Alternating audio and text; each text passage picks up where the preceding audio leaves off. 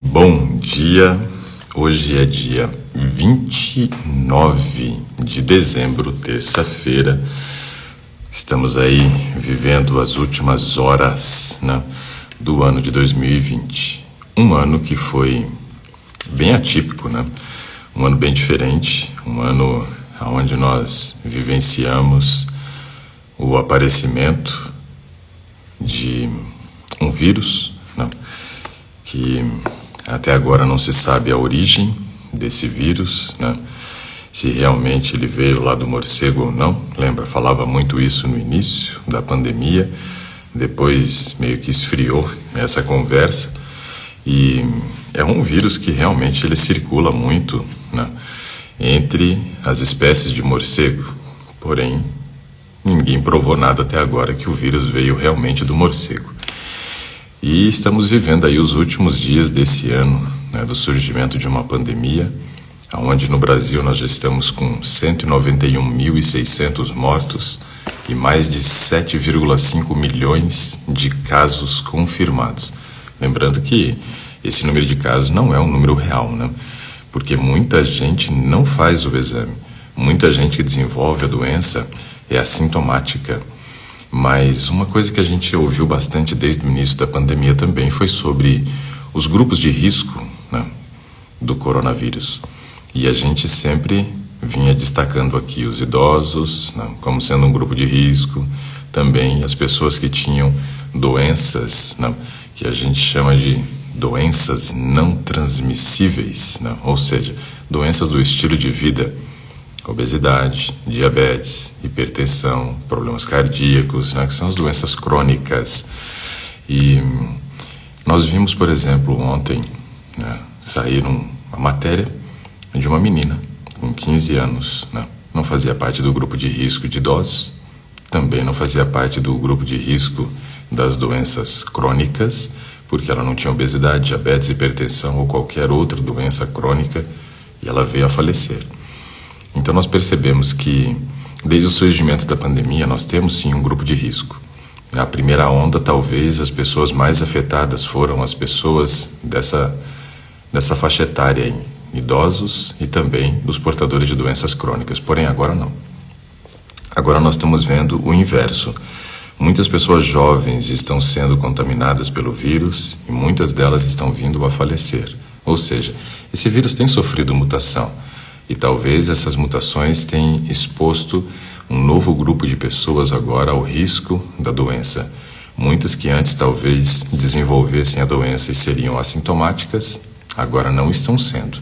É importante nós observarmos isso e entendermos que ainda estamos vivendo um período crítico. Nós estamos tendo aumento no número de casos, né, tanto confirmados quanto de mortalidade. Infelizmente, lá em Manaus, novamente estamos tendo fila para as pessoas poderem enterrar os seus mortos, né? Coisa trágica novamente. Lembra que em determinados momentos da pandemia, eles estavam cavando aquelas valas para poder fazer o enterro das pessoas? Pois é, estamos infelizmente chegando novamente nesse nível. Estamos vivendo um período de festas de fim de ano, tivemos já o Natal, temos agora o Ano Novo, na virada do ano, e devemos ter muito cuidado. A coisa está séria, né, e o número de casos está fervilhando. No Rio de Janeiro foi tomada uma decisão de que a orla do Rio de Janeiro ficará fechada para que não haja aglomeração de pessoas. Toda a orla do Rio de Janeiro será fechada. Niterói também tomou a mesma providência.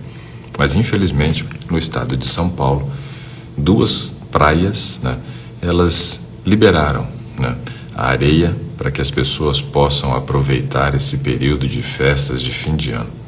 E uma dessas praias, né, que permitiu, né, que as pessoas tenham acesso à areia, ou seja, possam se confraternizar, possam tomar o seu banho de sol, é Praia Grande. E é justamente onde meu pai mora. Veja, isso traz um grau de preocupação grande, né, para a gente. Meu pai, ele já tem 70 anos e ele é portador de doenças crônicas, ele tem diabetes, né, tem hipertensão. E agora a cidade, de uma maneira insana, pensando nos aspectos financeiros, óbvio, porque no final de ano é quando comerciantes faturam, né? Liberou, tá tudo liberado lá em Praia Grande, né? Coisa assim assustadora que a gente vê por aí, né? Mas esse daí é o pensamento capitalista nosso. Eu disse que seria muito difícil promover novamente um novo lockdown, que o Brasil não teria estrutura para isso, que as cidades não teriam condições, mas também estão abusando, né? Deixar tudo liberado é complicado. Então tem algumas cidades do estado de São Paulo lá, praianas, que liberaram tudo liberado. Incrível. Bom, a empresa BioNTech Pfizer no Brasil, ela conseguiu já o certificado de boas práticas, né, de fabricação das suas vacinas. Então, uma vacina que não foi cogitada no início no Brasil em virtude da dificuldade do armazenamento, onde o seu transporte e armazenamento deve ser feito numa temperatura de 70 graus negativo, já tem o certificado de boas práticas adquirido pela Anvisa. Está no seu processo de curso para aprovação para que essa vacina também possa ser utilizada no Brasil, né? Então, além da Coronavac, que já tem o certificado de boas práticas adquirido, agora a BioNTech Pfizer também. Vamos aguardar e ver os próximos passos, o que vai acontecer com relação à vacinação, mas vamos nós, né, criarmos juízo, mesmo que os nossos governantes não tenham, e não vamos promover aglomeração nesse final de ano, porque o número de casos está fervilhando, só crescendo. Bom, deixa eu cumprimentar as pessoas que estão aqui comigo. A Márcia de Andrade, a Aldeir 9, a Viviane, Selvinha Mendes, Andy, The Ciclist. Então é o Andy Ciclista. Deixa eu ver quem mais está por aqui. A Crislin também, a Vivi Fernandinha, o Rogério PG, Marília Tomazini, a Dilma Cunha, a Dora Firmani também conosco, a S. Barro Rodrigues também. Deixa eu ver quem mais aqui.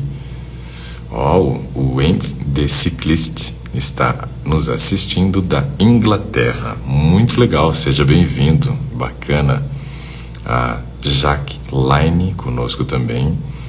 A Lindinalva também conosco, muito bom. Deixa eu ver quem mais aqui. A Analícia Neves Bueno também. A Célia Martins Maia. A Alcirene também conosco, muito legal. Gleise Moraes também. Miriam Martins. Legal, pessoal, sejam todos muito bem-vindos.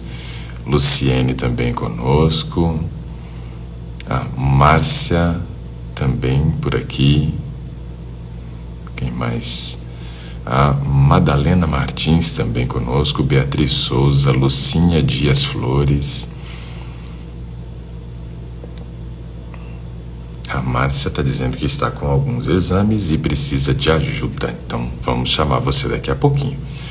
O Rogério diz assim: bom dia, minha hemoglobina glicada deu 5,3. Já sou diabético? Não, Rogério, não. Não é nem diabético e nem está com risco para diabetes.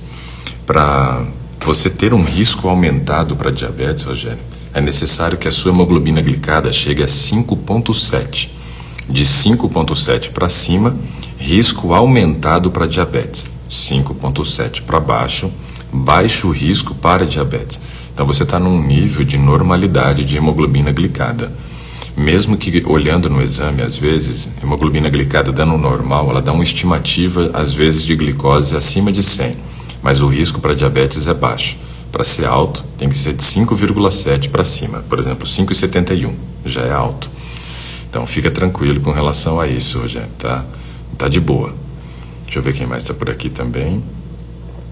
A Analícia Neves Bueno também, o Jay Cobra por aqui, a Niceia, a Aldeci Maria também conosco, Val Couto, Doutor Rodrigo Almeri também por aqui, Verônica Souto, Adriana SPC também por aqui, o João Albuquerque. Legal. Pessoal, sejam todos muito bem-vindos. É um prazer receber cada um de vocês aqui no Today, esse nosso encontro de segunda a sexta, 7 horas da manhã. Provavelmente dia 1º de janeiro também não vou fazer o Today, mas nos outros dias estamos aí, firme e fortes. Márcia, vou chamar você, Márcia de Andrade. Vamos ver se dá certo, gente. Porque ela disse que tem alguns exames e está precisando de ajuda, então vamos lá. Opa, deu certo. Bom dia. Que felicidade. Obrigada. Por nada, estamos aqui para servir, para poder ajudar. É só pedir, viu? Quem chega cedo e pede, dá certo. Isso aí. Eu não consigo assistir de manhã, porque eu vou na academia. Aí a minha Lucia me manda todo dia para eu ver depois. E hoje eu não pude ir, porque eu fiquei ontem a lombar na academia. Eu falei, amanhã eu vou tentar. Mas machucou a lombar? E eu fui fazer um agachamento. Uhum. E não sei o que aconteceu. E machuquei a lombar. O massagista, ele colocou no lugar. Estou com muitas dores, mas... Então vamos aproveitar o tempo da academia agora para conversar sobre exames, né? Sim. Sim. Então, doutor Ricardo, eu vou fazer brevemente um resumo do que aconteceu. Porque o seu áudio está cortando um pouquinho. Se você tiver condições de repente ficar mais próxima do modem, aonde está o modem na sua casa, isso vai ajudar. Ok, tudo bem, eu vou passar. Às vezes melhora, tem vezes que não melhora não, mas vamos tentar. Ok.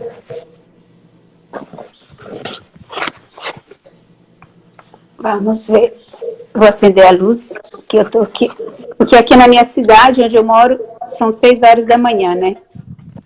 Tá falando de onde? Rondônia, Ouro Preto. Ouro Preto, Rondônia.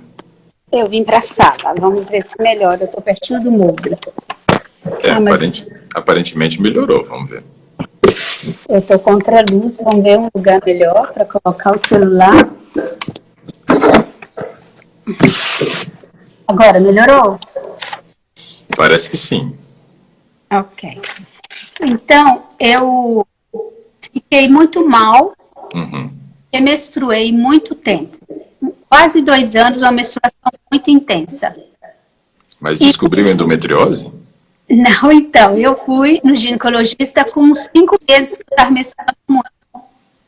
E eu perguntei para ele aquilo, ele falou, é pré-menopausa. Eu falei, mas temos que fazer alguns exames para a gente saber o que está acontecendo.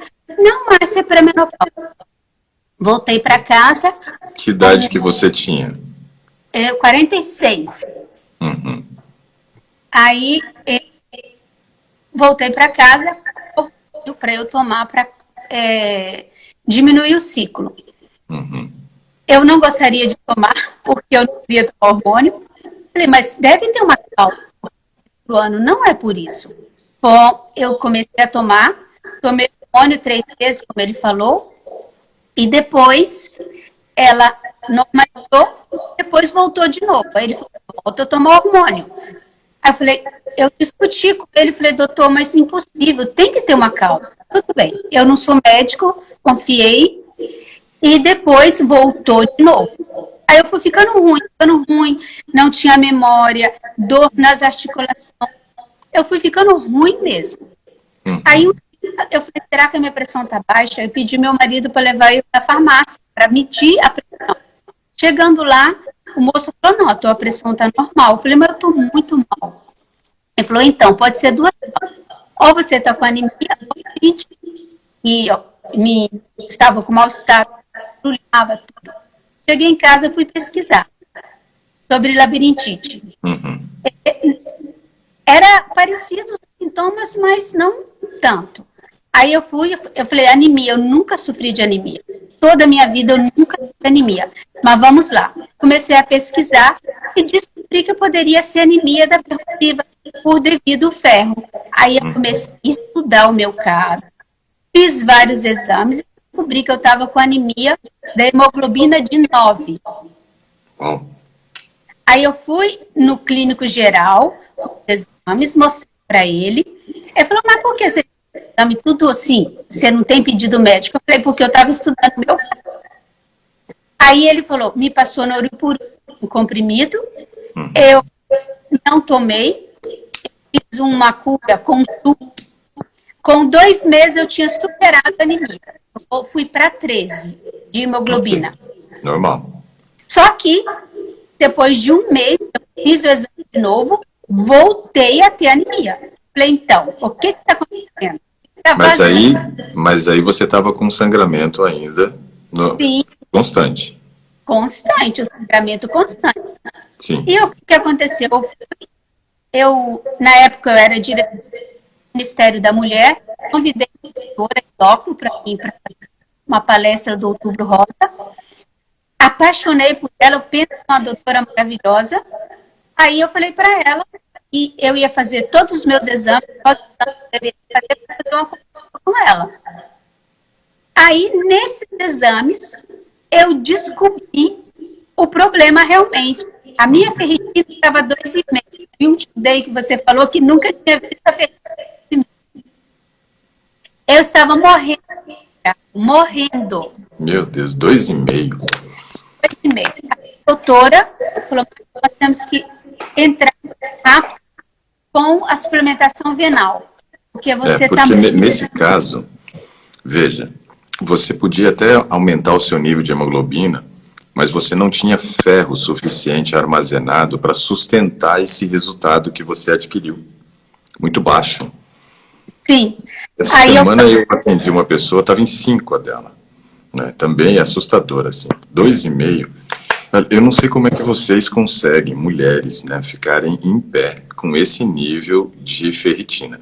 Se fosse um homem, já estaria, né, acamado fazia muito tempo.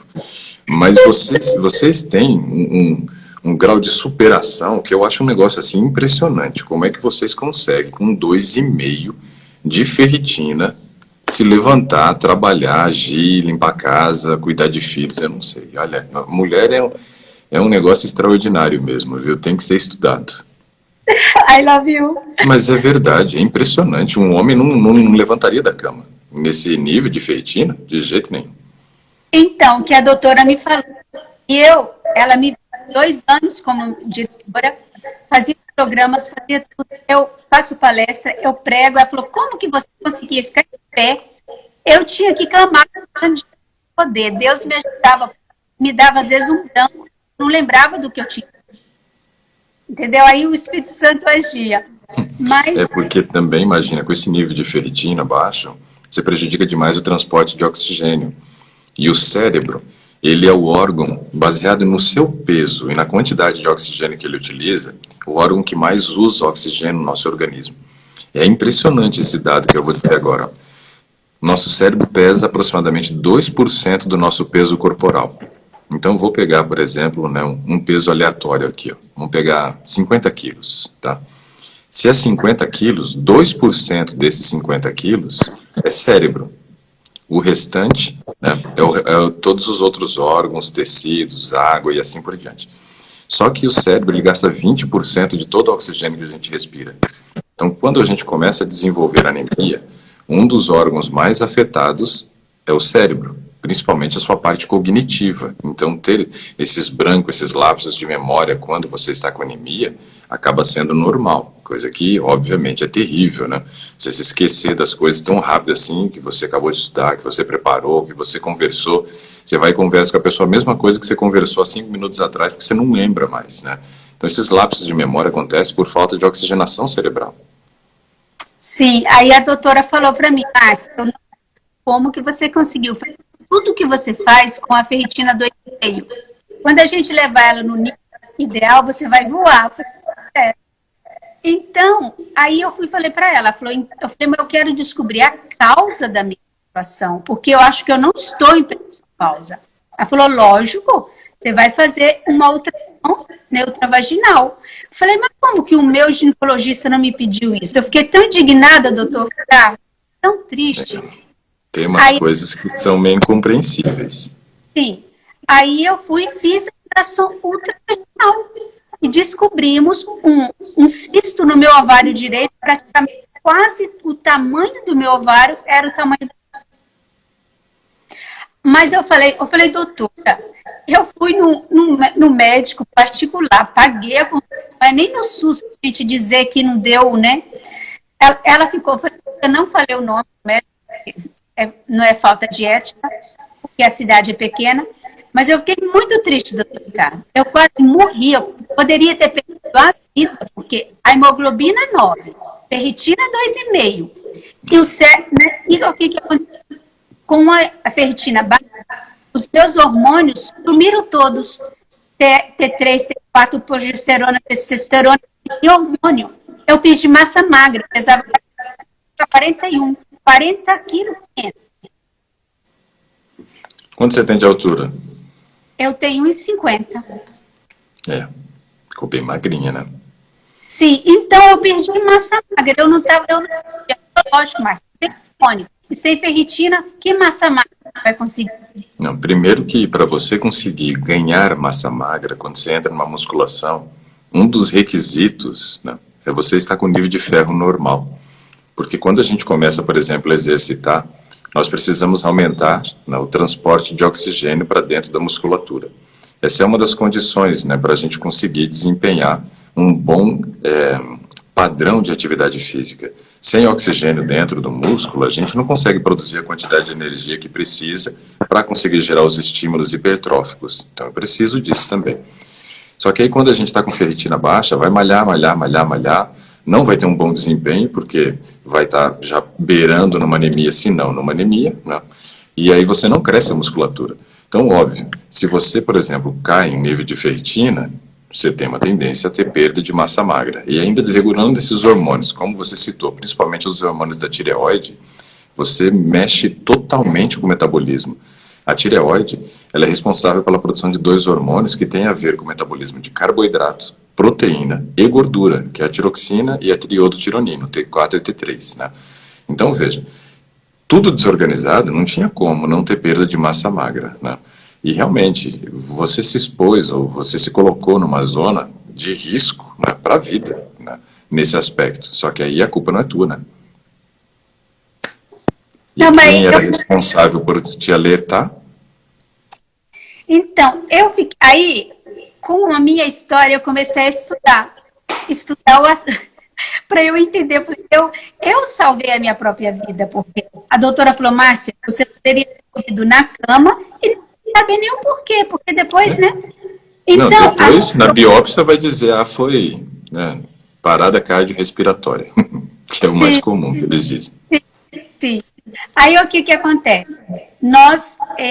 Ela falou, eu não vou passar para você hormônio. Nós vamos, né, primeiro manter o nível, levantar o nível de ferritina. Ela me passou 3 injeções de purim para ajudar também. E os hormônios foram no nível legal. Só que o último exame que eu fiz voltou, também caiu o hormônio. E a minha preocupação é a minha vitamina D. Eu fiz, quando eu fiz o exame, estava 25, aí eu fui para o sol, suplementei, foi para 40. A suplementação, só fiquei com sol. Só com sol, mas é o sol de Rondônia, né? Não é o sol de qualquer outra região do Brasil, né? 20 minutos no meio-dia, tem que orar e pedir a Deus ficar ali. Porque é um calor que queima assim, ó. Uma coisa assim. Eu sei. Meu Deus, acho que esse sol aí só daria certo, essa suplementação, com sol de Rondônia, com sol de Teresina, lá no Piauí. Em outras regiões do Brasil não dá, não. Aqui em Brasília não dá pra gente subir de 25 para 40 tomando sol, não. Então, aí eu fui e parei. Não, eu suplementei com sol. Aí só o sol, ela voltou para 26. Aí me preocupei. Falei que o meu corpo não está fazendo a evolução. Eu não sei muito disso aí. Então, é isso que eu gostaria de pedir ajuda. Os hormônios que voltaram e a vitamina D. Aí eu vou falar os exames para você ver hoje como eu estou. Tem um mês. Okay. A hemoglobina 13,4. Agora Hemácias, tá normal, né? sim, hemácias 4,2. Podia ser um pouquinho mais alta a hemácia, né? Tem Sim, alguns exames hoje que acima de 4 eles consideram normal, mas a maioria dos laboratórios ainda segue o padrão do 4,5, né? Então poderia ser um pouquinho mais alto. O Andy aqui, o ciclista Andy, né, diz assim, imagina o sol da Inglaterra. Quando eu fui fazer palestra, por exemplo, lá na Inglaterra, eu fiquei 11 dias, era no período de abril. Peguei 2 dias de sol, sol mesmo, assim, né? Coisa que eles acharam até incrível. No primeiro dia, quando eu cheguei, eles falaram, ó, não costuma não, porque esse sol aqui não é constante, você deve ter trazido na mala do Brasil esse daqui, né? E depois, realmente, dias nublado, nublado, nublado, o tempo inteiro, né? E teve mais um dia de sol nos 11 dias que eu fiquei lá em Londres, né? Então, realmente, lá é complicado. eu fui lá e eu não vi sol. Fiquei uma semana lá, no sol um dia. Então, tinha que ficar 11 dias igual eu para tentar pegar 2.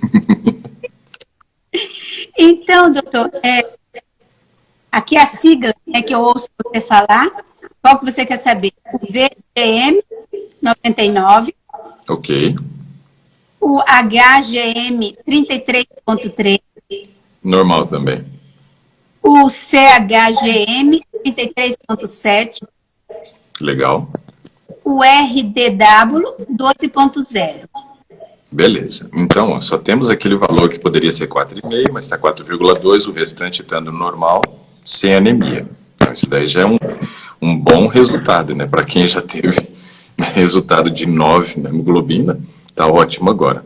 Então, veja, você não está com anemia. Isso daí é um resultado bom. Plaquetas, como é que está? As plaquetas estão 256. Perfeito, muito bom.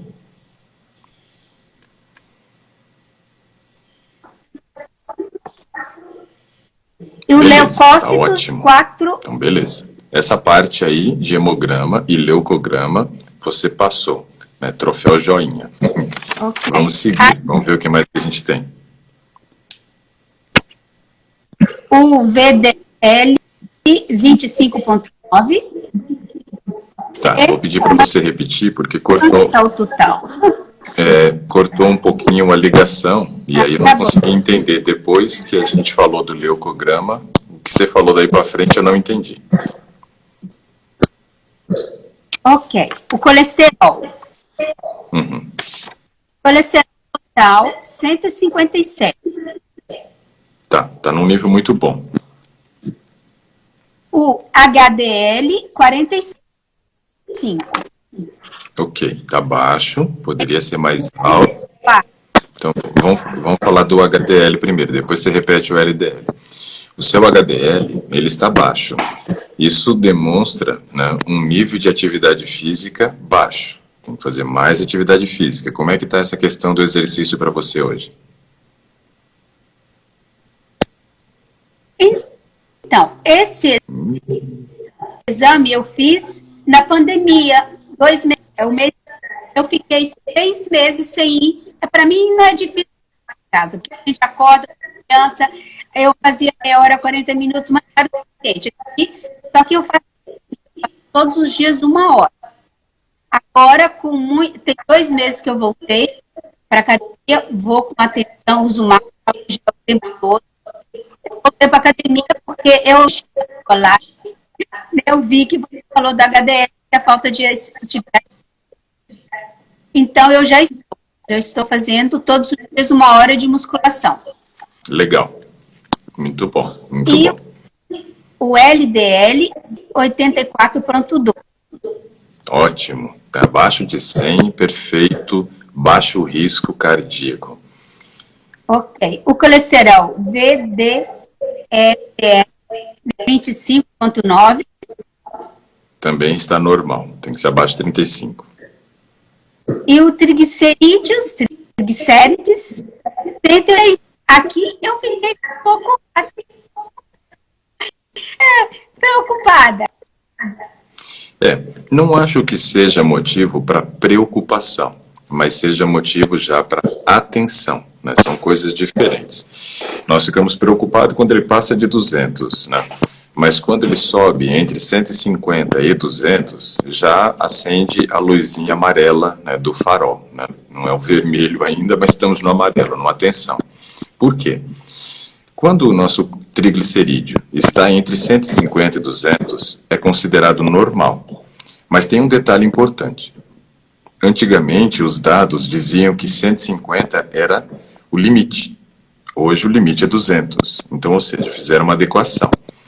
Nesse aspecto, a gente deve considerar que triglicerídeo, ele aumenta não por ingestão de gordura, mas por sobra de carboidrato. Essa sobra de carboidrato pode ser de duas formas. Uma forma de sobrar carboidrato é consumir muito carboidrato. Então, se eu como, por exemplo, uma refeição onde mais do que 40% da quantidade de calorias dessa refeição vem do carboidrato, meu cérebro vai interpretar que eu vou ter uma restrição de carboidrato. Então, ele vai depositar. Então, veja que quando eu estou dizendo sobra de carboidrato, eu não estou dizendo nem comer uma quantidade exagerada, mas estou dizendo comer uma refeição desequilibrada. Então, isso aqui é muito importante. Claro que se eu comer uma refeição onde só tenha carboidrato, vai ter sobra de carboidrato. Mas numa refeição onde tem carboidrato, tem proteína e tem gordura, só que a quantidade de carboidrato ingerida é muito grande em relação aos demais nutrientes, vai passar de 40% de calorias provenientes de carboidrato. E aí o cérebro vai entender, opa, a Márcia comeu muito carboidrato, porque ela vai entrar numa restrição de carboidrato. Então eu vou guardar. Só que a forma que o nosso corpo tem de guardar carboidrato é produzir, né, a partir do carboidrato, o glicogênio, que é uma forma de reserva de glicose que ocorre dentro do músculo, mas ocorre também dentro do fígado. O músculo guarda glicogênio só para si, é egoísta, não divide com ninguém. Já o fígado é o camarada, o cara legal. Ele vai guardar o glicogênio pensando nele, obviamente, mas pensando também nos outros órgãos. Então esse é um detalhe importante. Só que o fígado tem uma capacidade pequena, bem restrita para produzir glicogênio. Então, com essa sobra de carboidrato da refeição, o fígado vai transformar boa parte desse carboidrato em triglicerídeo. Então, muitas vezes, a pessoa tem um aumento do nível de triglicerídeo, não porque ela está comendo um volume exagerado de carboidrato, mas porque ela está comendo uma refeição desequilibrada. Esse é um aspecto. E o segundo aspecto importante que a gente tem que considerar é o padrão desse carboidrato que está sendo ingerido, né, levando em consideração o seu índice glicêmico. Muitas vezes eu tenho 40% das calorias provenientes do carboidrato, não comi um volume exagerado, mas comi um carboidrato de péssima qualidade, quando comparado ao índice glicêmico dele.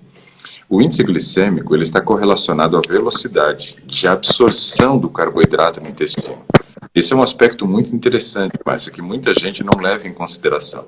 Tem gente que acha que comer arroz branco e comer arroz integral é a mesma coisa, tudo é arroz, né? Então muda muito pouco, as pessoas acham a diferença entre um e outro. Não, não tem essa de mudar muito pouco, não. A diferença é muito grande de um para o outro. Além das perdas de nutrientes que houveram no processo, né, de beneficiamento do arroz, onde você leva 100% da fibra insolúvel, onde você leva 90% das vitaminas, né, vitamina B1, B2, B3, B6, que são vitaminas importantes do complexo B, você ainda acaba levando 80% dos minerais, né? Então, ele é pobre nutricionalmente. Só que a retirada da fibra interfere muito na questão da velocidade de absorção intestinal. Esse é um detalhe importante. O tipo de carboidrato que eu estou comendo. Quando eu tenho um carboidrato com índice glicêmico baixo e um outro com índice glicêmico alto, eu posso ingerir a mesma quantidade de carboidrato. Então, veja, esse daqui eu estou comendo 100 gramas dele, um exemplo. Esse aqui eu também como 100 gramas dele. Só que o resultado na corrente sanguínea é totalmente diferente. Porque um absorve rápido e o outro absorve lento. Quanto maior o índice glicêmico, mais insulina nosso pâncreas vai produzir. Essa carga de insulina que o corpo produz força com que esse carboidrato que está no sangue vá para o fígado. E aí ele vai ser transformado em triglicerídeo. Então esses dois aspectos são importantes ser observados quando o nosso triglicerídeo começa a subir.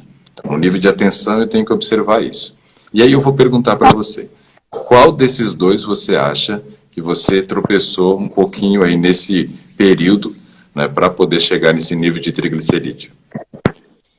Então, é o seguinte, é isso que me fez preocupar, porque eu sou vegetariana estrita, não como nada refinado, não como arroz branco, não como pão, nem integral, muito. Eu como batata doce, como carboidrato, faço muita atenção na minha alimentação.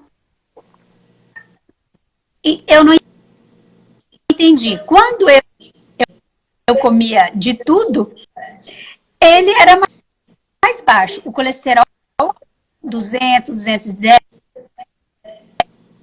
O colesterol abaixou e esse aumentei intrigada. Eu falei, nossa, mas o que aconteceu? Deve que eu... Então eu vou dar mais uma alternativa, que eu não tinha dado antes. Que eu queria aguardar a tua resposta primeiro. Bom, além da gente observar esses dois itens importantes, né, com relação ao carboidrato, a gente tem que observar também o seguinte. Muitas vezes, né, pelo ato de estarmos passando por um momento de baixo nível de atividade física, nós temos uma produção de triglicerídeo, porque a demanda de glicose dentro da célula diminuiu. Então, claro, eu já sabendo da história, você me contou que você agora está fazendo a musculação, mas na época você estava sedentário, eu falei, então eu vou deixar isso aqui como uma carta na manga para poder ter mais uma justificativa para esse triglicerídeo alto. Então, esse aspecto eu acho que pode ser um dos fatores também. É claro que eu acho que talvez esteja um pouquinho desequilibrado em relação à quantidade de carboidrato, pode ser, mas essa questão de você não estar fazendo atividade física na época que você fez esse exame, ter ficado aí 6 meses sedentária, como você disse, é um fator muito relevante também no aumento do triglicerídeo. Por quê? Quando eu estou fazendo atividade física, a minha musculatura está sendo exigida. O músculo, ele é o tecido mais ativo em termos de gasto de caloria no nosso organismo, levando em consideração o tamanho da musculatura que a gente tem em todo o nosso organismo, né? Então é o tecido que mais gasta caloria, mas não proporcionalmente, né, ao seu tamanho. Proporcionalmente ao tamanho é o cérebro, mas levando em consideração a quantidade de músculo que eu tenho, é o órgão, o tecido que mais gasta calorias. Se eu, por exemplo, estou vivendo um período de sedentarismo, o que acontece? Esse meu músculo, que é um tecido superativo, que gasta muita caloria, começa a ficar meio desanimado, né? Começa a ficar meio cansado, né? Tá meio querendo buscar uma rede, né, para poder descansar. Igual a música, né, que a gente tem lá, quero uma rede preguiçosa para deitar. Nosso músculo começa a chegar nesse nível. Estou sedentário, não quero saber de gastar caloria não, né? O que vai acontecendo? O metabolismo muscular diminui, triglicerídeo vai ser formado, porque a glicose não entra no músculo, não gera demanda, não gerei necessidade de glicose dentro do músculo. Ela vai para o fígado e vai virar triglicerídeo. Um dos aspectos que mais gera hoje aumento de triglicerídeo na corrente sanguínea, além dos erros alimentares, que são muitos que o pessoal comete, é o sedentarismo. E essa questão do sedentarismo na pandemia é algo que me preocupou e me preocupa ainda bastante, por quê? Muita gente deixou de fazer atividades físicas, mesmo que fossem atividades físicas leves, como caminhada, né, sair para andar de bicicleta. As pessoas deixaram por medo do vírus. É compreensível? Sim, claro que é compreensível. Mas, quando nós deixamos de fazer isso, a gente interfere na imunidade também, né? O exercício tem um papel extremamente importante com relação à nossa imunidade. Só que aí o que aconteceu? Diminuímos a carga de atividade física, o músculo ficou sedentário também, está cansado, não quer saber de gastar caloria. Toda essa glicose que antes ia para o músculo e agora não vai para o fígado e vira triglicerídeo. Então, provavelmente, o que aconteceu é que você, nesse período de sedentarismo, teve um aumento do triglicerídeo por ter uma demanda menor dentro da célula muscular. Agora que você voltou para a atividade física, se você refizer o exame, é bem provável que vai dar muito diferente. Vou te contar um caso rapidinho aqui, ó. Eu fazia atletismo, né? Eu competia, eu cheguei a ter a terceira melhor marca de 100 metros rasos no Brasil, no infanto juvenil, né? Fazendo corridas de 100 metros. Então era bom esse negócio aí. Aí eu tive uma lesão no joelho. E por causa dessa lesão eu fiquei 6 meses parado, fazendo fisioterapia só, mas não fazia atividade física. E continuei comendo muito parecido do que eu comia, né, durante o período de treinamento. Quando venceu os 6 meses, eu já estava apto para voltar para o treinamento, mas aí minha carreira de atleta já acabou, porque a lesão me impedia de ter o mesmo tipo de desempenho. Eu voltei para o atletismo, só que quando era para voltar, a minha treinadora falou assim, eu quero seus exames cardiológicos, né? Então você vai fazer os seus exames para ver se você está apto para voltar. E eu fui fazer. Quando eu fui fazer os meus exames, o meu triglicerídeo estava em 370. E o meu colesterol também chegou a 370. E ó, sendo magrinho assim, hein? Só que o que aconteceu? Foram 6 meses que eu fiquei parado, aonde a minha musculatura, que era extremamente ativa, porque nos treinamentos de segunda a sexta-feira, eu corria entre 20 a 25 quilômetros todas as tardes. É muita coisa. Se a gente for avaliar, 20 quilômetros, vamos colocar aí uma média de 20 quilômetros por tarde, 5 vezes na semana, dava 100 quilômetros de corrida na semana, o que equivale aí a 2 maratonas e meia eu corria por semana. Então, assim, era muito ativo. Fiquei sedentário por 6 meses por causa da lesão, triglicerídeo 370. Aí fui no cardiologista, tomei uma baita bronca dele, né? Ele pegou e, olhando o resultado dos meus exames, ele disse assim, meu filho, você tem que decidir se você vai pôr ou tirar o pé. Olhei para ele e falei, ué, doutor, ele era cardiologista de toda a família, doutor Ábido, e eu olhei para ele e falei assim, ué, doutor, não estou entendendo não, o senhor é cardiologista, o senhor não é ortopedista, que história é essa de pé? Né? Aí ele fechou a cara e disse, você não está entendendo, né? Eu falei, não entendi não. Eu falei, aí ele disse assim, ó, você precisa decidir se você vai pôr ou tirar o pé da cova, porque um já está lá. Né? E eu, imagina, com 20 anos ouvir um negócio desse. Eu falei, nossa, a coisa está feia mesmo, né? Voltei para o atletismo. 1 mês depois, refiz o exame. Meu triglicerídeo de 370 havia caído para 79. Ou seja, uma das coisas que mais ajuda no controle do triglicerídeo é a prática da atividade física. Então a gente percebe que toda pessoa que é sedentária tem uma tendência ao aumento de triglicerídeo. Então provavelmente esse foi o aspecto. Não acho que seja algo para você se preocupar, mas era algo para gerar uma atenção e tentar descobrir o motivo. E acho que descobrimos então.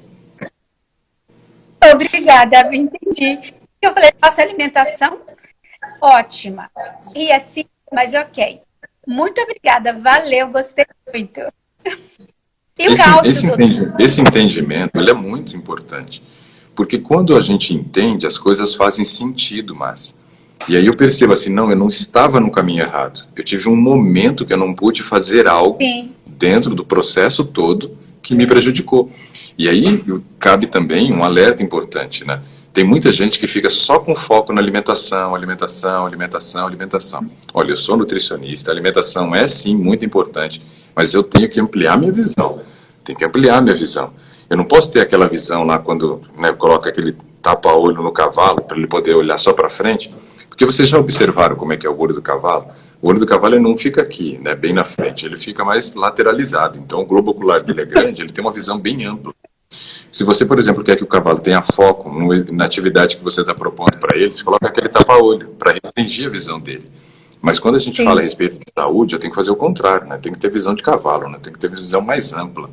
Não posso focar só na alimentação.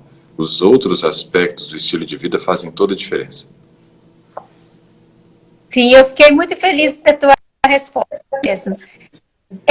Continuando aqui, doutor, eu também fiquei assim, porque ele deu 8,60. O que deu 8,60? Eu perdi o começo.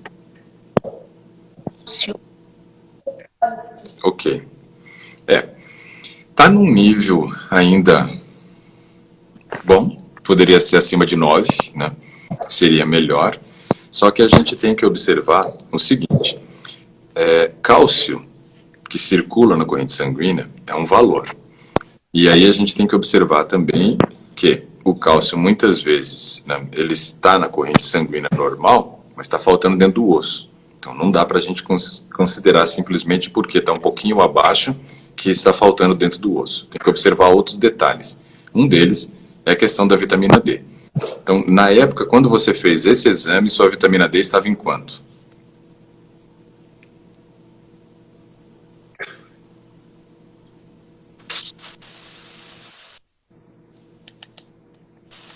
Estou Tá me aguardando, ouvindo? tô aguardando o feedback porque está ruim agora o áudio novamente, mas... Quer dizer, bom, o áudio não ficou em nenhum momento, ele ficou menos ruim. A vitamina D, eu acredito que estava... Quando eu fui, estava 26. Tá. Então, quando você fez, o nível de vitamina D já estava em insuficiência, né? E aí, nesse caso, é bem provável que o seu resultado de cálcio esteja um pouquinho abaixo por causa da vitamina D. A sua taxa de absorção intestinal cai conforme a sua vitamina D cai. Então, esse é um aspecto que a gente sempre tem que correlacionar.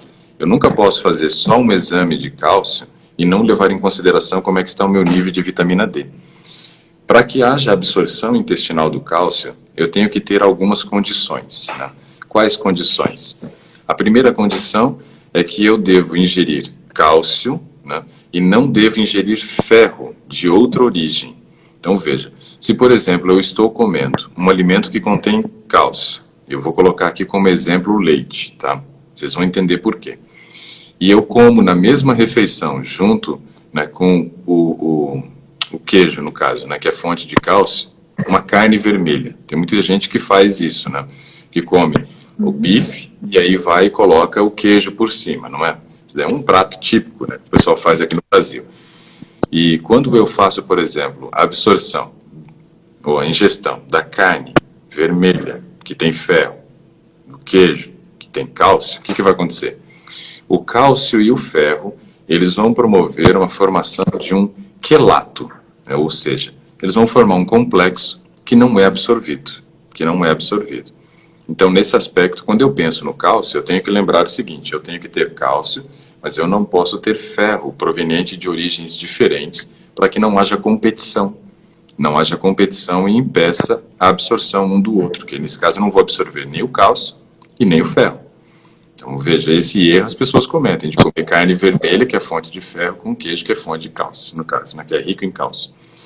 Então, esse é um dos aspectos. Outro aspecto que eu tenho que considerar é que para o cálcio ser absorvido, ele tem que ter uma quantidade de magnésio também. Então, vou colocar aqui na balança aqui uma quantidade aqui de cálcio e magnésio, que seria o ideal. Se na minha refeição eu consumir, por exemplo, 80 gramas de cálcio, eu tenho que ter 40 gramas de magnésio. Isso é o ideal, para que haja a absorção do cálcio. Quando eu olho, por exemplo, para o queijo tem muito cálcio, mas ele não tem a quantidade de magnésio ideal para você ter a composição de 2:1. Já quando eu falo de uma semente de gergelim, quando eu falo de uma semente de girassol, quando eu estou falando, por exemplo, de um vegetal verde escuro, esses estão numa composição ideal de cálcio e magnésio. Então, vai potencializar a absorção do cálcio. Então, o cálcio proveniente dos vegetais tem melhor taxa absortiva do que o cálcio proveniente dos produtos de origem animal. Um outro detalhe é que para esse cálcio ser absorvido, meu nível de vitamina D deve estar normal, porque é a vitamina D que ajuda no processo de absorção do cálcio. E aí, nesse caso, como o teu exame estava um pouquinho baixo, é bem provável que seja esse o problema do seu cálcio ter dado um pouquinho alterado. Normalizando o nível de vitamina D e repetindo o exame, seu cálcio vai dar normal. A tua alimentação ela é equilibrada, né? Já deu para perceber isso. Eu, doutor, que eles não estão me ouvindo. Você está me ouvindo? Eu ouço, às vezes picado, mas eu consigo entender. Eles talvez tenham um pouco mais de dificuldade, porque eu pego no ar, né, uma parte da frase e eu sei do que você está falando. Talvez para eles esteja um pouquinho mais difícil por causa disso, né?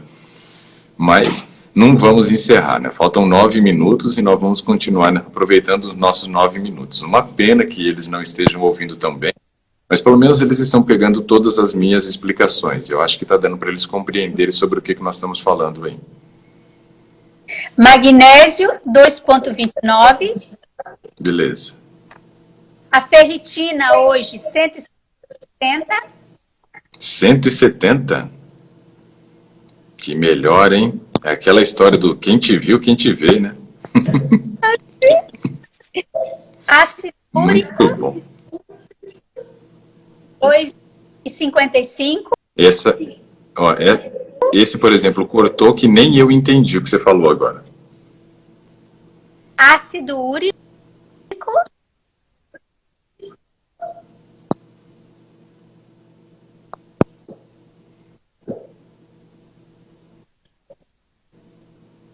ácido úrico.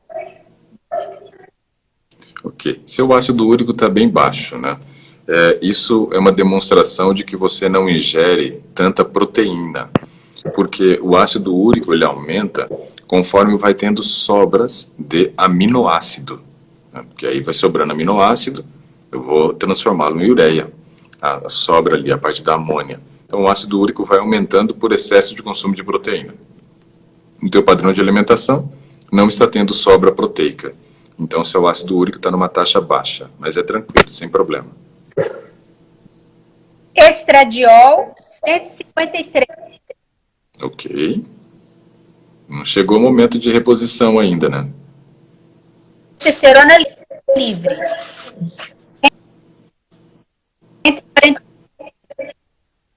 A testosterona livre calculada, 29. Tá embaixo, mas é normal para essa fase que você está começando a viver agora, né?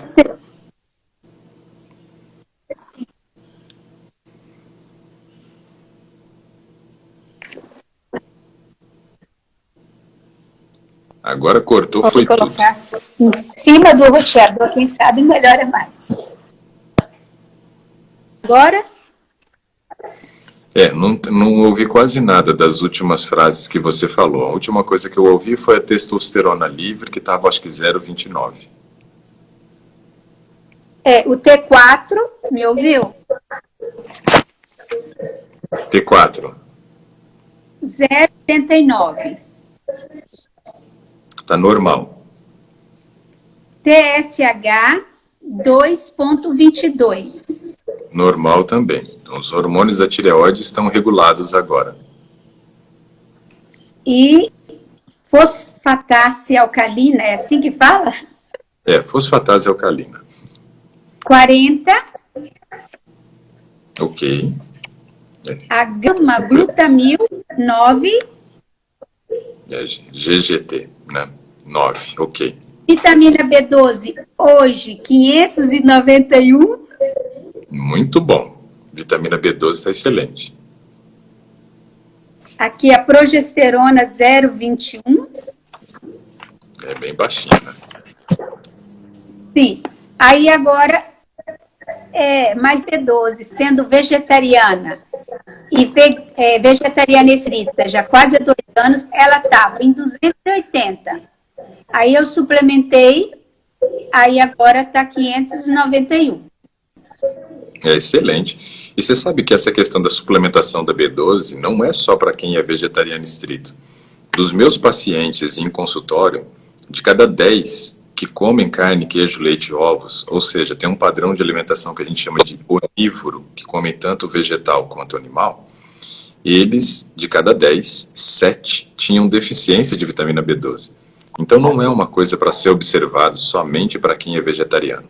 Todas as pessoas devem observar seu nível de vitamina B12. Tem muita gente com carência comendo produtos que são fontes, porque a taxa absortiva é pequena. Então deve observar, deve fazer exame, sim. Não é só vegetariano que tem que fazer exame de B12, viu? Então, sim, e na época eu ainda comia um pouco de carne, 280. Pois é, já estava tendendo para baixo. Sim, e as pessoas que comem carne, tá com o meu nível, né? Então, eu tenho observado que todas as pessoas estão tendo carência, porque nós somos muito criticados, os vegetarianos estritos, vamos tudo morrer, falta de vitamina B12, né? Não, a gente compra na farmácia. A gente compra, né, faz suplementação. Mas esse daí, hoje, mas a vitamina D, doutor, você acha que qual o motivo que eu não estou conseguindo absorver ela só do sol? Eu tenho que fazer suplementação. É isso que me deixou triste. O que acontece é que hoje, nem sempre o tempo que a gente fica no sol é suficiente para fazer correções. Então, o ideal é que a gente faça a correção via suplementação e depois trabalhe com a manutenção, se for o caso, através do sol, né? Ó, a Zefinha... Eita, agora deu um problema no áudio aqui. A Zefinha Matos disse assim, ó, que eu quase morri, ela falou, por falta de B12, né? Então, realmente, né? É coisa complicada. Quando a gente pensa na questão da vitamina D, o sol do meio-dia, o tempo de exposição de 15 minutos para quem é branco, 20 minutos para morenos e 30 minutos para pessoas que têm a coloração de pele preta, né? Isso daí deveria ser o suficiente. Porém, uma coisa que vai acontecendo é que conforme a idade vai avançando, nós vamos tendo perda de colágeno. Tendo perda de colágeno, nossa pele ela vai ficando um pouquinho enrugada, né?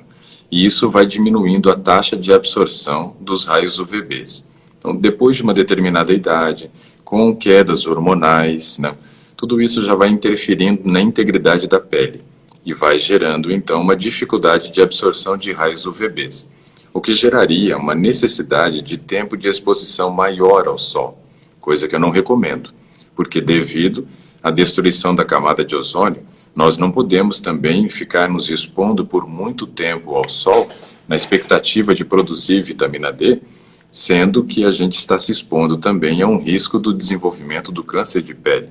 Isso é algo muito constante hoje devido à destruição da camada de ozônio.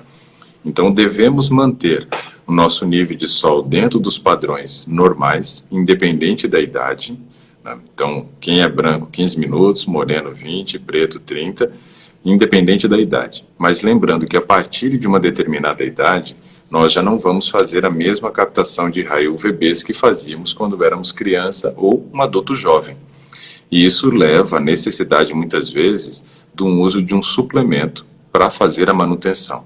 Então, quando atinge um nível entre 30 e 40, que é considerado normal, a minha sugestão tem sido o uso de 2.000 unidades internacionais de vitamina D3 por dia, pensando na manutenção, dessa forma.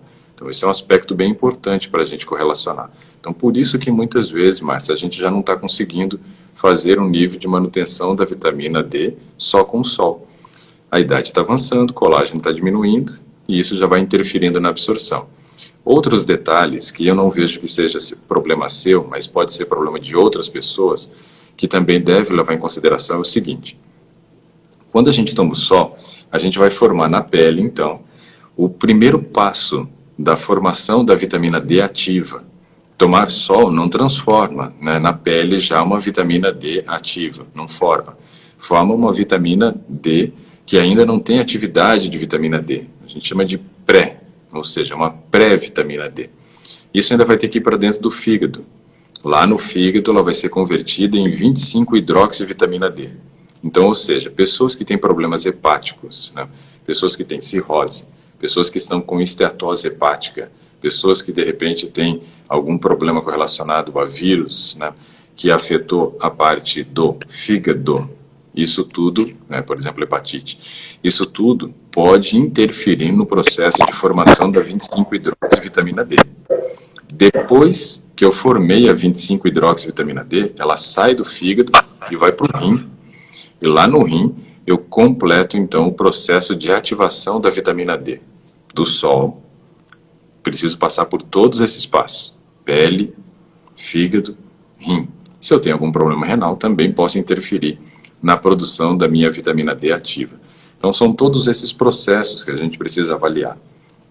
Integridade da pele, tempo de exposição ao sol, né? Fígado, rim, gordura, que eu preciso ter um nível de gordura adequado, porque a vitamina D é formada a partir de gordura.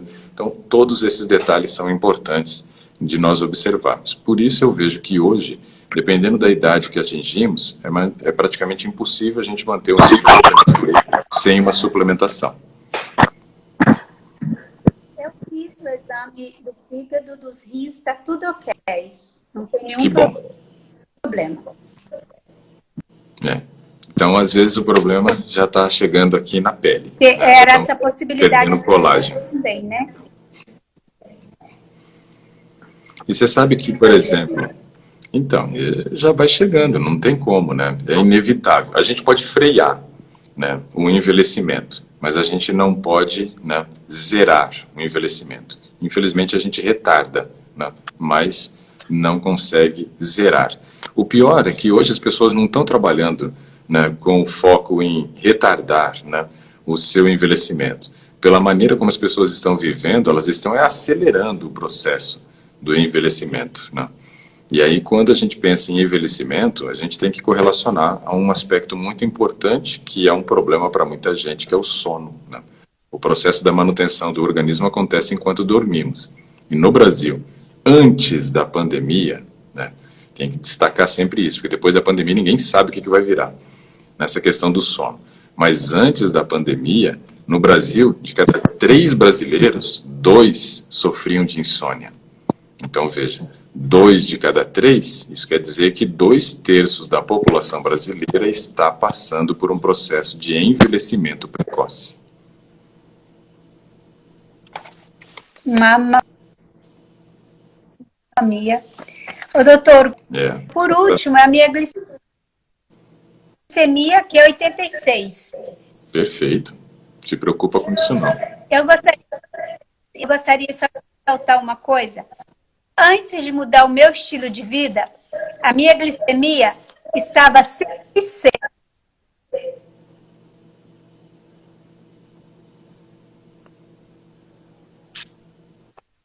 Estava em 106. Mudei o meu estilo de vida, me tornei vegetariana estrita, hoje 86. Só mudança de vida. Pois é. Por isso que eu falo que tem muita gente que não é diabético, está diabético, né? Ou seja, os erros de estilo de vida que nós cometemos, né, são eles os causadores dessas doenças crônicas. A doença crônica não é transmitida por vírus, não é transmitida por bactéria, não é um fungo, não é um protozoário. São as escolhas diárias. E quando a gente começa a melhorar as nossas escolhas, o nosso corpo vai reagir. Eu só digo para as pessoas que a gente tem que mudar o mais rápido possível para aproveitar enquanto o nosso corpo tem, né, um grau de energia vital, digamos assim, ou seja, tem lenha para queimar ainda, para mostrar os resultados, né, dessa mudança de estilo de vida. Quanto mais cedo, melhor. Mas independente da idade, você vai ter melhora. Mas talvez não toda aquela melhora que você deseja, porque seu corpo já não tem mais muita lenha para queimar, já foi judiado durante muito tempo. Então a gente tem que criar o grau de conscientização da mudança. Isso vale a pena. Esse exemplo que você trouxe para nós agora do nível de glicose, como que baixou, é excepcional, muito legal. E isso que esse nível aí é de um exame que você estava 6 meses parada sem fazer atividade física. Imagina se fosse num período de atividade física. Seria muito diferente o resultado ainda.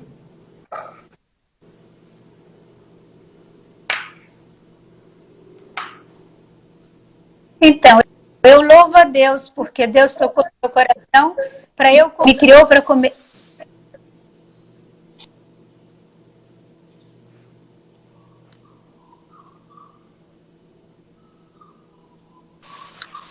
Márcia, agora cortou Hoje, bastante. Eu estou comendo da forma que Deus desejou. Ixi, agora ficou ruim. Cortou bastante agora, mas deu para a gente entender mais ou menos, né? Que agora você tem comido da forma como Deus criou você. Mais ou menos, mas agora ficou bem ruim. Mas também eu acho que já conseguimos conversar sobre os aspectos dos exames, né? Tirei aí uma pulga de trás da sua orelha com relação ao seu triglicerídeo, que você estava preocupada, né? Essa daí eu acho que foi, né, a parte mais importante da conversa, para a gente poder entender esses motivos dessa alteração. E já vou me despedir de você, Márcia, agradecendo pela sua participação, né? Hoje você não foi para a academia, como você disse, por causa do problema da lombar, né? Desejo melhoras, que você se recupere rápido dessas dores e possa voltar para a atividade física. A gente viu a importância dela hoje. Mas aproveitamos esse dia que você não foi para poder conversar aqui no Today. Foi muito boa a nossa conversa, né? Foi bem esclarecedora. Você trouxe a oportunidade da gente falar sobre essa questão do triglicerídeo, as pessoas puderam entender sobre esse assunto, que é muito importante. É um tipo de gordura formada a partir da sobra de carboidrato, ou pelo tipo de carboidrato, ou pelo sedentarismo, né, como nós vimos. Então, agradeço muito sua participação, tá bom? Um bom dia para você, um bom dia para todos que nos assistem, né? Amanhã nos vemos mais uma vez no Today. Agradeço. Não por nada, foi um prazer, Márcia. Um abraço para todos vocês, pessoal. Ótimo dia. Tchau, tchau.